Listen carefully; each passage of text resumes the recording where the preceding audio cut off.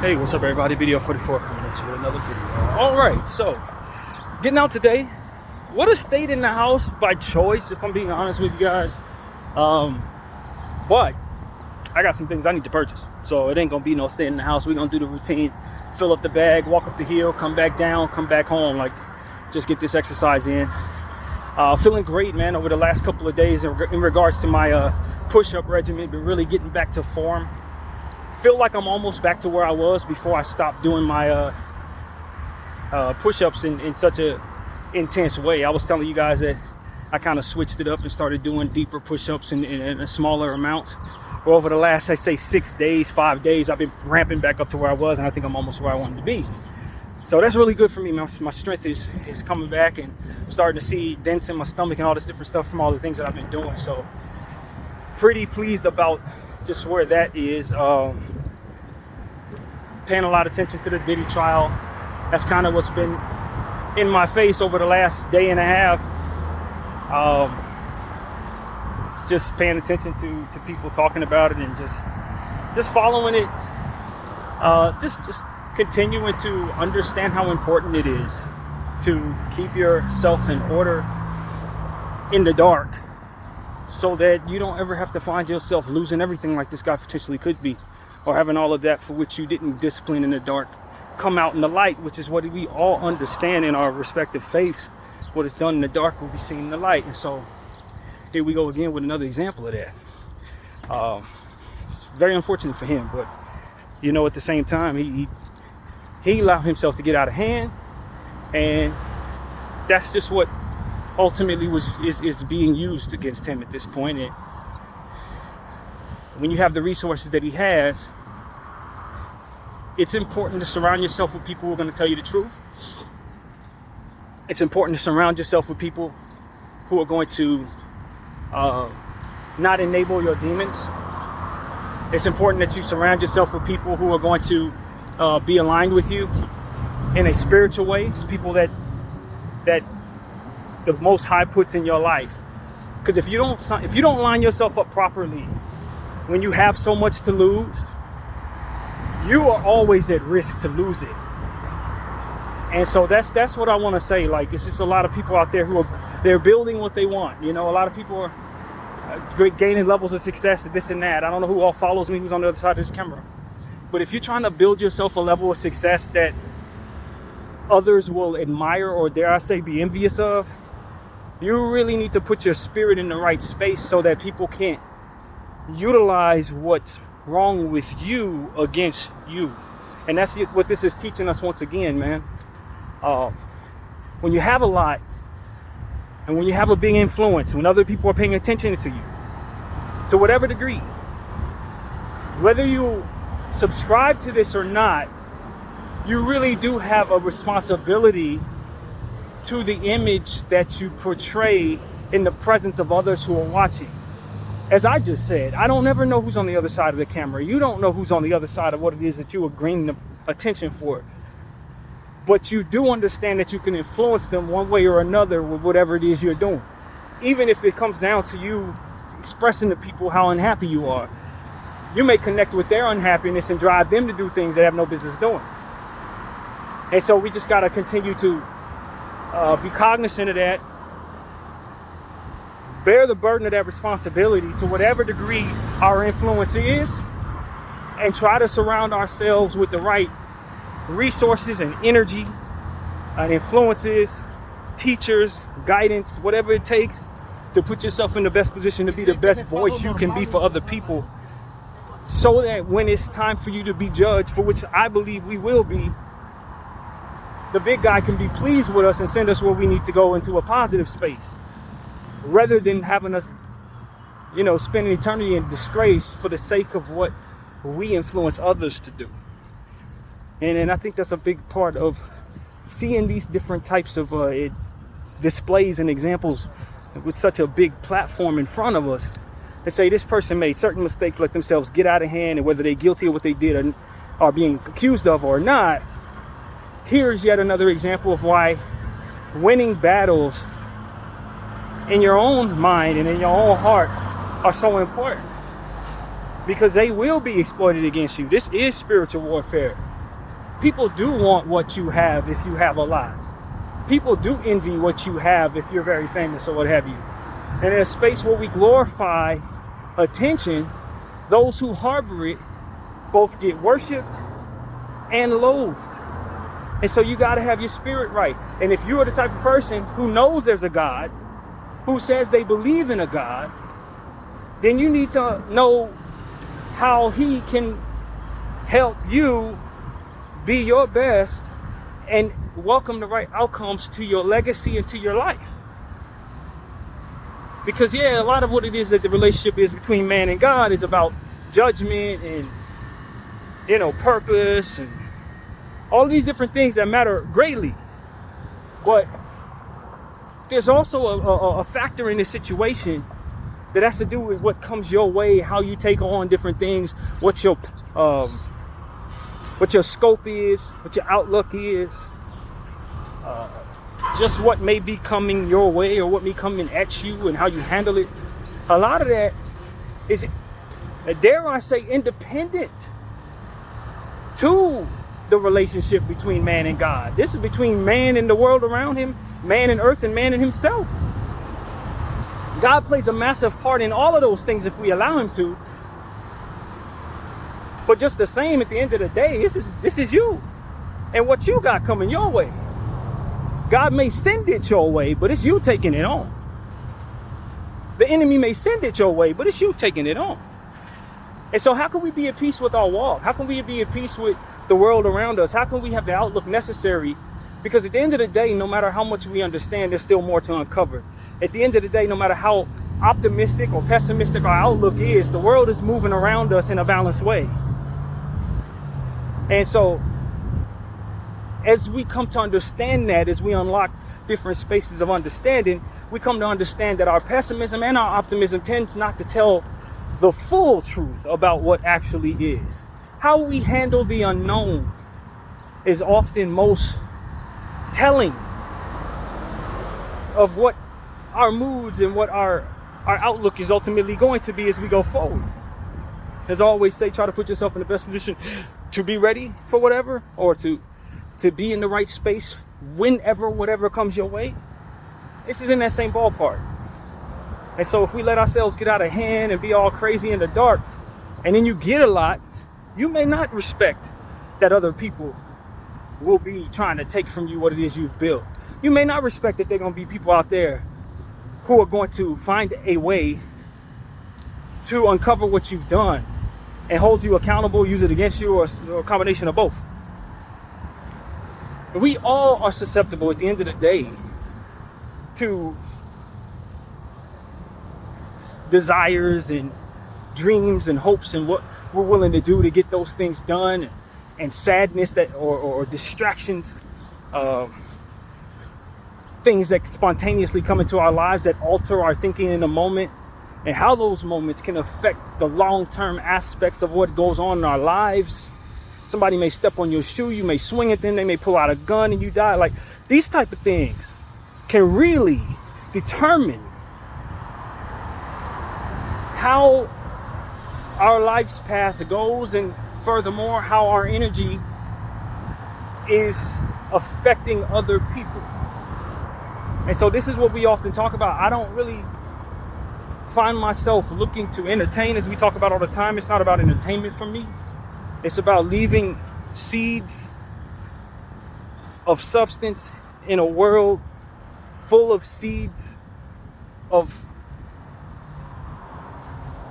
superficial nature and seeds of just godlessness. It's about providing people of whatever faith the understanding that their relationship with the Most High is so important to helping them follow through on the wisdom that may already be in place, for the knowledge that we already have to follow the words that we preach. It's about that relationship to help keep you within the margins, keep you within coloring within the lines, so to speak, so that you don't find yourself falling short of your own standards, or find yourself scoffing at wisdom, scoffing at people giving you good advice, various different things we talk about all the time. And so I think you can, in your secular mind, so to speak, have all the wisdom in the world. But I firmly believe that it takes a relationship with something greater than yourself to help you follow that wisdom. Especially in the moment when spontaneous things that can trigger you can often deviate one's mindset into spaces that have them spiraling in the moment or even in the long term, reacting negatively to things, letting your reaction and your ego drive you into spaces where you hurt yourself more than what it is you ultimately trying to hurt with whatever it is you do, or letting your driven ambition guide you into being a tyrant, so to speak.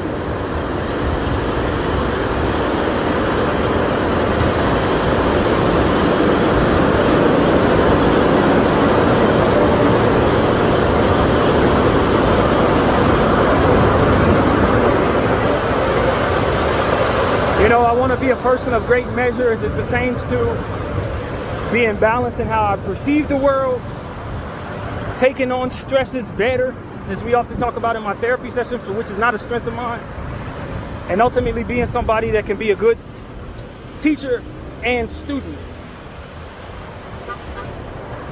regardless of what it is that the lesson should be. And as I move, paying attention to people like Diddy, paying attention to people like Shannon Sharp, paying attention to people like Smokey Robinson, who also found himself in a situation, I don't know if we talked about it, paying attention to all these different things that are going on in current day, with people letting their sex get out of hand, people letting their ego drive them into spaces where they think they are untouchable. We pay attention to genocide. We pay attention to what's going on in these politics, with politicians just running godless as possible and irresponsible as ever for the long-term effects of what it is they're responsible for. Letting people suffer and stuff like that in the name of their politics and policies and pile of crap, whatever you want to call it. I just understand that it is a lack of a relationship with God that allows a person to fall into those spaces while being well-read or being intelligent or being educated, as we often like to measure a person's aptitude by how much they've learned or studied, or you know, how quick they are to put together puzzles and things of that nature. And yet they can be so foolish when it comes to simple spiritual things that have to do with keeping yourself in order, disciplining against nonsense, and choosing the right path for yourself so that your last name can be respected. We see people that are so intelligent, aptitude above and beyond, not being able to simply color within the margins as it pertains to their morality, or see the fruit in why they should. It's really a lack of evolution even within the best of us when it comes down to our aptitude and our smarts. You got people who are understood to be geniuses, not understanding that they shouldn't allow genocide. Like, you're one of the most intelligent people in the world, and you don't see the fruit in not letting this happen? You don't see how this is going to look bad for the long term of what it is that your legacy is? It's that type of thing that's godless. It creates it's a devilish confusion that creates a cloud of ego over the common sense of decency and proper labeling of love and evil. People will devise the most intricate ways to disguise the truth and be so detailed in all the steps that they'll take to disguise the truth, but with that same brain can't find a way to live in the truth and see the wisdom and the long-term and short-term effects that can come with making sure that you discipline yourself away from things you should not want, so that your truth can be easy to walk in. It's a much easier path, even though it's difficult in and of itself. It's a much easier path than all of the steps that they take, mental gymnastics and different manipulative tactics to get things that they should otherwise just simply discipline themselves against. They're trying so hard to be God, they don't see the fruit in God, taking so much of a burden off of them. They haven't thought that far ahead in a lot of cases. They haven't evolved to see why letting God be God and being man is the best role for man. Because we're in such competition with one another that we think we have to be in competition with the Most High as well. And we're so quick to not let somebody stomp on us because we don't want to submit to men that we don't see the fruit in submitting to God. I had a revelation come to mind when I was praying a few days ago. The Lord was telling me in regards to fearing Him. He said the difference between fearing me and fearing anything else is the same thing that you fear in this case is also where your comfort is coming from. So it's not the same thing. When you have to fear man, or you fear circumstances, or you fear a sickness or what have you, there's no comfort in those things. You got to go to me for those things. But when I come to you and tell you you need to fear me, so too does your comfort for that fear come from me. So it balances itself out. I was like, wow, that makes a lot of sense. All this time I'm like, I don't feel comfortable fearing God. If God is this great thing that's supposed to bring me all these blessings and the world around me is so scary, why do I have to fear the Most High? It's because you fear not falling out of line with God so as to not welcome destruction and being used by the enemy into your life. You fear Him because He keeps you in the margins of right and wrong. That fear is your balance. It is your savior. It is the indicator that worse can come for naught.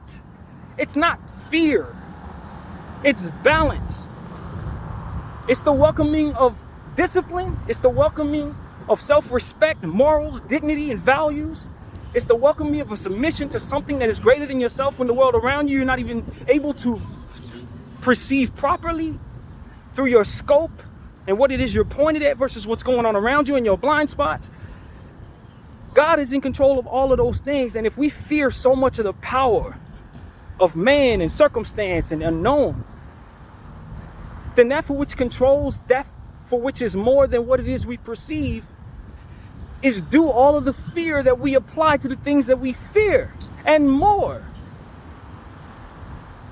And you got to understand the grace of something like God that can provide you both what keeps you in line with being at your best, a healing to all of your sicknesses and a relief to all of your pain, and the promise of holding you accountable for which will make you better for the people around you, of whom in whatever walk of way you are, you may fear.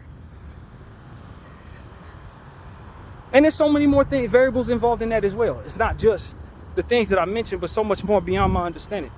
And so when we talk about something greater than ourselves and how we have to fear it, you understand that the same space you're going to go to get your comfort is also the same space that's going to keep you in line, guarding against that for which is working against you in sin nature, poor culture, things like what we described that are going to come your way that's meant to distract you and make you crash out. These are the type of things that ultimately God, fearing God, is going to protect you against. And so as I walk toward whatever the heck this is, and mind you, he's screaming in Spanish, saying all types of evil stuff, I understand that this is the type of demon that can help me crash out, throw my whole life away, or have me fighting in the middle of the street for no damn reason. But if you armor yourself with the Spirit of God and understand that even that is underneath the Spirit of God, then you understand what the Lord is going to tell you is what's best to help you navigate that and everything else that is unknown in regard to how it's going to act, and everything else that is unknown in regards to what can attack you.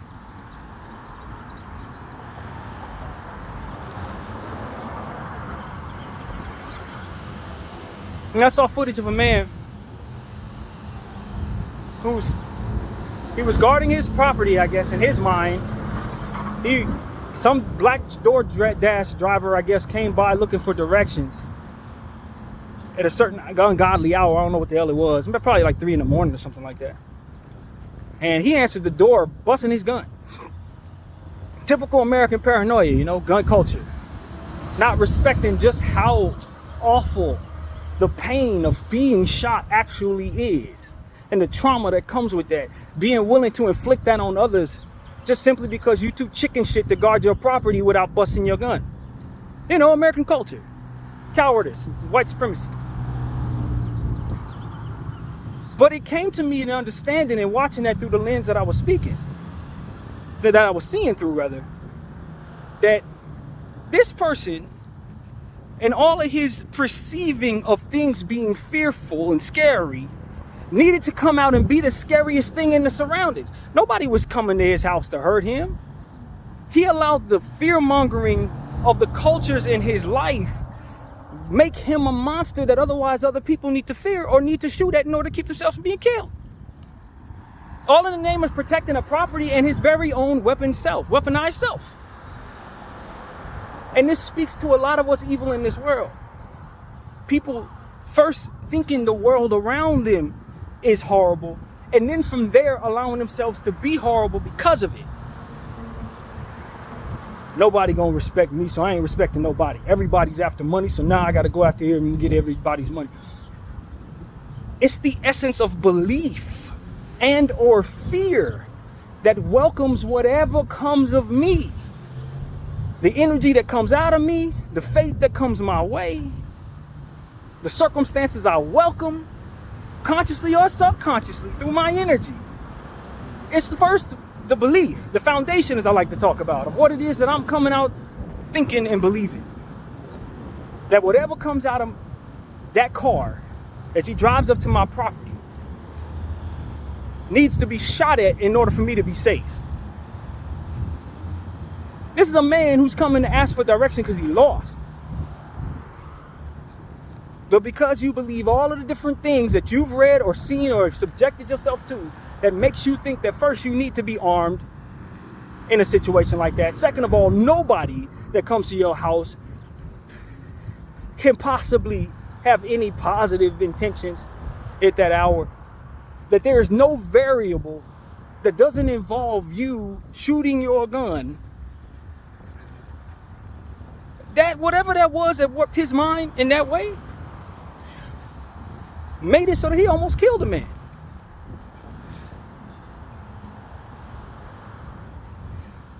The devil used that man's paranoia, his racism, his adherence to horrible culture, essentially, you know, gun culture in this country, and all the different things that he subscribed to leading up to that moment. It defined his behavior in that moment, which furthermore defined his legacy in this earth. And so that's what I'm trying to help people understand. Like, you got to have a relationship with God. If he had a strong relationship with a living God that governed his mind, there's no reason for him to come to the door with his gun out ready to shoot anybody. You don't need to subscribe to that type of fear. Because if you have a strong enough relationship with God, he'll let you know if something's wrong. If your relationship with God is as strong as you want it to be, based on what it is I'm talking about, you're going to sense something wrong. But just the same, if your relationship with the enemy is very strong, he's going to have you sensing something right that you need to try to attack. Understand that goes both ways. A lot of people think it's cute engaging in the devil's energy and praying to the enemy or whatever the case may be. But that relationship with him will have you making mistakes, drastic mistakes that hurt yourself and others. And they ain't talked about enough. A lot of people maybe even watching me have a very strong relationship with the devil. Though they may not call themselves devil worshipers, because they keep engaging in the devil's activities, he's getting closer to them. So when their instincts pop up, it leans into things that otherwise the Lord would try to guard against. It tell them to pull a gun out, and that there's something coming, and there ain't nothing coming at all. You got to be very careful about that. Have you leaning into your instincts in an inverted way? thinking that it makes sense to cover the truth with a million different steps instead of welcoming the wisdom and the strength from which to live in that truth. It doesn't require as many steps. And calling yourself making life easy on yourself. Prolonging the inevitable, making it worse.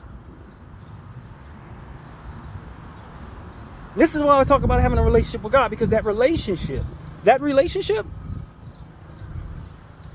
will give you the instincts necessary to sense what's coming in a way that actually represents what is going to be best for you and the energy that you use to affect others.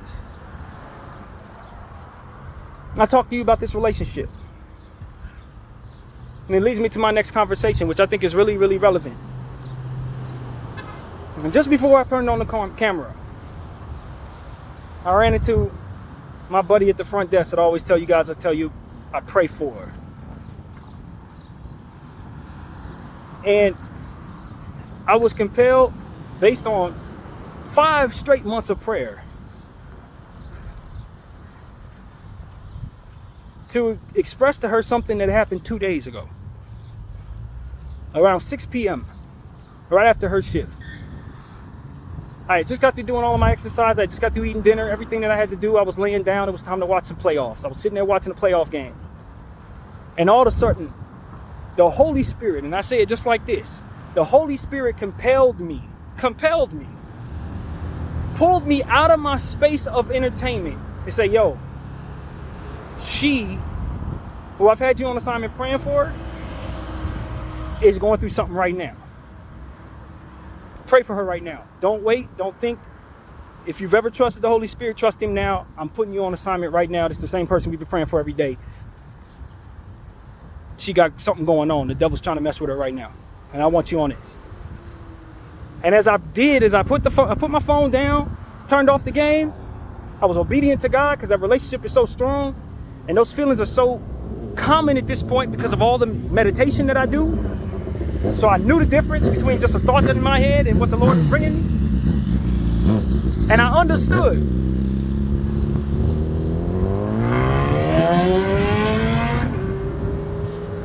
that the Lord was serious and that there was some things for me to understand in that moment. And what he was telling me, what came to me directly was, she's involved in some type of argument. She's arguing. It ain't meant for her betterment. This is not for her growth. This is about derailing her focus, or just sending her into a spiral that ain't for her betterment at all. All the things that we pray for in regards to protecting the peace, sending good energy her way, whatever this is that's bringing energy to her life in argument, it's meant to deter the direct prayers that we've prayed for her through your vessel, through me. This is about attacking what you put in place in regards to the prayers that you've asked for from within your heart. You need to address it. It's an argument. And so I prayed. I was like, hey, God, can you cover her for the next 7 hours? Whatever is going on in this moment. I said a bunch of stuff. I don't remember exactly what I said, but I said, Lord, can you cover her for the next 7 hours? After those 7 hours, I came back to prayer for her. I was like, hey, God, I know you took care of it. I don't even doubt that. Thank you for doing so. Can you cover her for the next 20 hours so that the reverberating effects of whatever just happened can't return within that 20 hours period? That led all the way up to 11 o'clock last night. 11 o'clock last night, I looked up and realized that 20 hours had passed. I said, thank you, Father, and I'll carry her for the rest of her life. If there's anything else, I feel like the coast is clear. I feel like this was the duration, and the Lord was essentially bringing to me, yeah, we completed it. We did what we need to do. We did exactly what I asked you to do. That's what God was essentially telling me. Today, I told her about that without putting the 20 hours and the 7 hours. I just left that part out because I didn't speak that long. But I told her, I was like, look, I know I'm a little different. Humor me. 2 days ago, I was compelled to pray for you while I was watching a basketball game at absolute random. I wasn't necessarily thinking about anything other than the basketball game, and the Lord brought it to my attention that something was going on in your life that required me to pray for you. Is there any chance any of this holds any merit at all? And she said, yes. I got into an argument at the laundry room at the exact same time that you were saying that you had that come your way. Somebody in the laundry room in my building after I got off work was arguing with me. She didn't get into what that was about, but it became a situation where I came to realize, I was like, just test my psychic, so to speak. Am I tripping? I know I'm a little crazy, but am I this crazy, or is this really something? And I told her, I was like, hey, look, you know, someone came into the room, so I walked out of there. I didn't want to continue that conversation in the presence of anybody else, because it made me look crazy, to be honest. I felt in the presence of this world that doesn't believe in God very much. But I called her. I walked out the room. I said my goodbye, and then I called her right after that. Continued the conversation. I was like, hey, look, I wanted to get to know you a little better before telling you what I feel like the Lord's been doing. But the Lord's putting it on my heart to pray for you pretty much all year, as if I know you better than I do. And I think that the Lord wants to do big things in your life. And I feel like there's going to be some, you know, it may be some static trying to keep you from doing it. And I think that's what you experienced yesterday or 2 days ago or what have you. And she thanked me and all of that. But that's when she proceeded to tell me, hey, yes, I had gotten into an argument, specifically an argument with somebody in the laundry room. And I was like, that's more or less what the Lord was suggesting to me in my own space without communicating with you at all. Essentially, she was in an argument. You need to pray for her right now. And I was like, just for the sake of me reinforcing more faith and belief in that for which is, you know, compelling me to pray for you, compelling me to trust it, is there any merit to this? She was like, it was absolutely on point. Not only is there merit to it, but it was at the same time. The same time that you say, that was when that argument was taking place. The same time that you felt compelled to pray for me was the same time I was in the middle of that argument with that person. It's around the same hour, she said, same time. I said around 5:30 after work, so I say like 6 o'clock. Yep, same time. And it's because I've been praying so hard toward a living God that I believe in for an extended period of time about this very specific person, that connection that the Lord has made with me, he trusted in me, and I was able to experience his communication in such a divine way that he was able to compel me to be in alignment, not only with what was going on with her, but that he could direct me in how to be of assistance to him in regards to combating it. This is what I talk about having a relationship with God. When you get deep enough into prayer life, when you pray for things other than yourself, because this is the key to it. Praying for yourself for 6 months straight every day for what it is you want to come your way so you can be happy, it does nothing for testing out your true value in the space of spirituality. Because at the end of the day, you're welcoming something for selfish gain. That is very manipulatable by the enemy. In the presence of God, the God that we serve will most definitely bless your prayers, regardless of what you're praying for. But it holds so much more faith weight, so to speak, when you're applying belief to the unknown. If you understand, it is cousin to the understanding of how much better it is to pray for others, because it doesn't come your way. You don't benefit from praying for others in this world that we understand it to be. You don't, you know what I mean? It's in that same ballpark. It's cousins. Just like you say sleep is the cousin of death. Well, praying for others is the cousin of faith, because it applies an understanding that is away from your direct benefit. It applies an understanding, faith does, that is away from your direct proof, which makes life easy on you, which makes it so that you're not extending anything beyond what it is that brings balance to you. But the Lord is always giving so much more, right? If you follow me, than what it is that we actually give him. So the balance in regards to the relationship with God is that you extend more of what doesn't benefit you so that he can bring back more of that spiritual guidance to you, which is the value in praying for others, amongst other things. And so, as I've told you guys many times, I've been praying for different people for a long time, praying for an entire list of people for maybe 6-7 years now.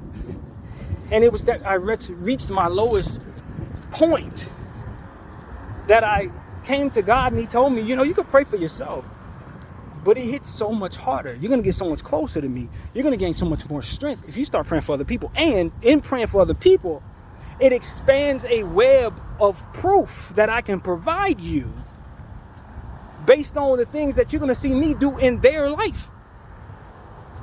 If all of your prayers are pointed inward, then he can only prove to you every time he brings you something you've asked for yourself, that he exists and that you can continue to trust him.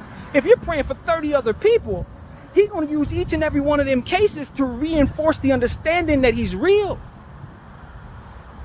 You're sending out 30 webs of different instances for which he can reinforce that he is present. That's also the value in praying for other people. Because I pray for myself, it's like, God, give me a car, give me a house, give me a girlfriend. That's 3 instances where once those things come to me, God has proven, okay, he exists. If you pray for 500 people and you pay attention to all them people's lives, do you know how many times you're going to realize God is real when he brings different things to those people's lives? When he starts webbing those people together, even though they don't know one another, now all of a sudden they meet and now they're working with one another, starting bringing success into their lives and different things. Like, I'm telling you, I've seen it. That's why my faith is so strong, is to say, okay, I have a relationship with God. I need to get it closer to me. But the value and the strengthening, the true strength of developing that relationship is not selfish prayer. It's prayer for others. And this is what I've been trying to tell y'all the whole time. There's a lot of people out here looking for faith, for the unlocking of an understanding that they can trust of God, or that they believe in God, or he exists. But the first thing they start praying for is things that they benefit from. Things that come to me. My situation. Mine. But the essence of God is unselfishness. So the reality is, if you truly want the proof of God, you got to pray for other people. You got to watch their lives as you pray for those people, and watch how he proves in each and every one of those instances that he exists. Then you'll have the faith that you need to move forward in whatever degree you need to go against the evils that come against you in this life. And so that's what I'm telling people, man. This is the proof that I found. And after doing this for 6 years, I done seen him move in so many different ways. I done seen him save so many people's lives.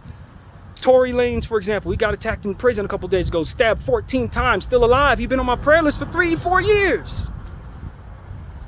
I do not believe that man would be alive today if he wasn't a part of this prayer list that I have going on in my own little life. I firmly believe, based on what the Lord has shown me, that he covered that man based on my prayers. Same thing with Gilbert Arenas' son, who's doing better right now. Was in a coma a couple weeks ago. We were concerned about that. Prayers covered here, in agreement with other prayers prayed by people who do know him, agreed upon within the covenant that the Lord has placed in my heart for which to pray for, in regards to everybody I've put on that list, everybody he's helped me pray for, so to speak, or help me devise or own that list. And with every waking experience in watching people's lives, I know that the Lord is making a difference through the prayers I'm praying. I know this. And I've seen this in so many different instances, because there's so many different people. So many different people. And so that's what I'm here to tell y'all, man. So when the Lord tells me, hey, at the beginning of the year, pray for that person, repeatedly, non-stop damn near, in a far more intentional way than you would of anybody you know to that degree. Pray for her like you love her as your own. And I'm obedient. After 5 years of watching you do this with the list, you tell me to pray for this person, I'm all in. Pray that she has a relationship with God. That she divides a desire to have a relationship with God. A couple weeks later, she comes back and tells me, yo, I want to get stronger in a relationship with God. We weren't even talking about God. She brought it to me. Pray that she wins battles against the bottle. I never had a conversation with this girl in regards to liquor. She comes to me, yo, in regards to me trying to have a relationship with God, for Lent, I don't want to drink as much.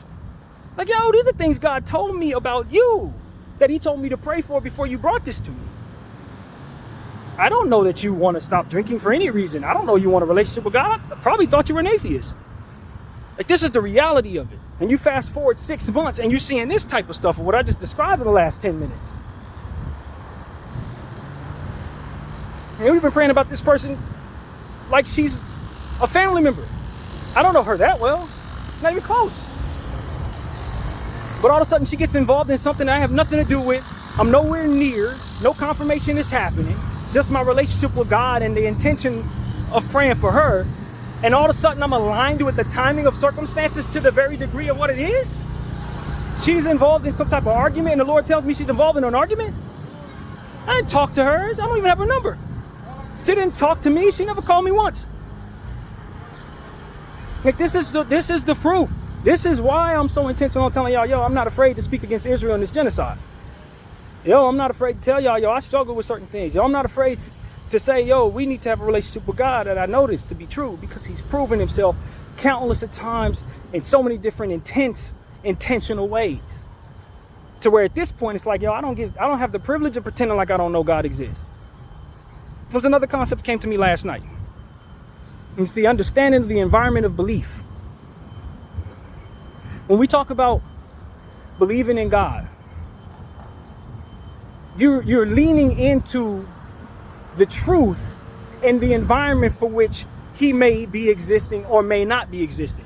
That's the essence of belief, to my understanding, as I meditated on it. It could go this way or it could go that way. You're going the positive route as it pertains to something being in existence.